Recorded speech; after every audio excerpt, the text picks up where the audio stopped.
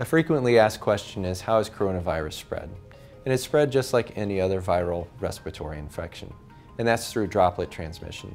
So sick people do things like cough and sneeze, which produce droplets out into the air, which then other people who are around them will become infected by.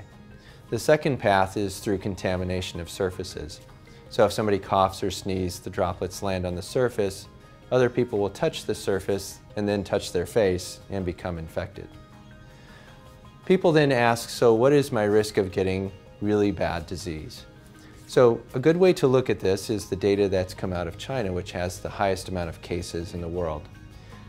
And during the transmission of COVID-19 cases in China, we recognized some distinct patterns.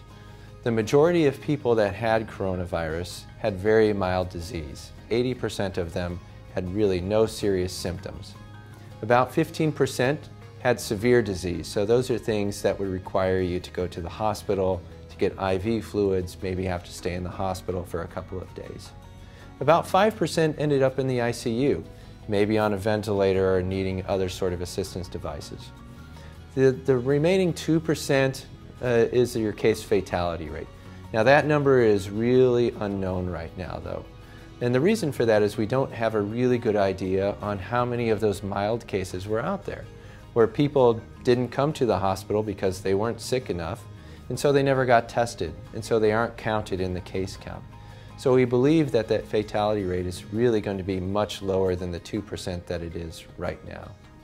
As far as people that are at risk, it's generally people that are older. Above 60 is where we really start to see an upswing in people that have severe disease and people that have other sorts of medical conditions, such as diabetes, hypertension, cancer, or breathing problems. And so that really helps us understand when we're trying to develop programs, policies about who is at risk and who should be doing certain things, such as probably not traveling, probably not going to large gatherings, things like that. And it also helps us with our testing processes as well.